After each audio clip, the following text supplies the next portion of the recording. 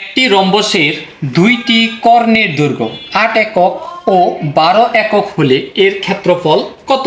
এখানে দুইটি কর্ণের দৈর্ঘ্য দেওয়া আছে, যে দুইটি কর্ণের দৈর্ঘ্য, একটি হচ্ছে ৮ ও আরেকটি কর্ণ হচ্ছে কত? ১২ একক হলে ক্ষেত্রফল কত? যশোর ২০২৩।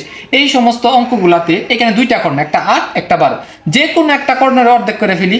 এখানে কত আছে? ৮, ৮-এর অর্ধেক কত? ৪।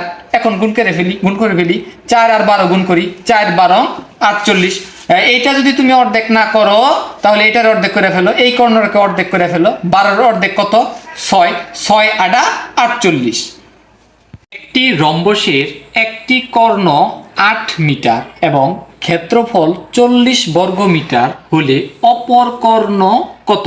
এখন কিন্তু আমাদের ক্ষেত্রফল বের করতে বলে নাই, এখন কিন্তু ক্ষেত্রফল দেওয়া আছে। ক্ষেত্রফল দেওয়া থাকলে তোমরা অপর কর্ণ কিভাবে বের করবা?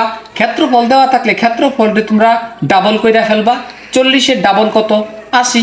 এখন অপর কর্ণ দিয়ে ভাগ করে দাও, ৮০-কে ৮ দিয়ে ভাগ করলে হবে ১০। এই যে অপর কর্ণের মান কত? ১০। আমি আবারও নিয়মটি বলতেছি, এখন কিন্তু ক্ষেত্রফল বের করতে বলে নাই, ক্ষেত্রফল দেওয়া আছে। ক্ষেত্রফল কত দেওয়া আছে? ৪০। ক্ষেত্রফল দেওয়া থাকলে ক্ষেত্রফলটা তোমরা ডাবল করে ফেলবা। ৪০-এর ডাবল কত? ৮০। এবং একটা কর্ণ দেওয়া আছে কত? ৮, অপর কর্ণ বের করতে বলছে। তো ৮ দিয়ে ৮০-কে ভাগ করে ফেললেই আমাদের অপর কর্ণ বের হয়ে যাবে। ৮ দিয়ে ৮০-কে ভাগ করলে কত হচ্ছে? ১০। তো আমাদের কাঙ্ক্ষিত আনসার হচ্ছে ১০ মিটার।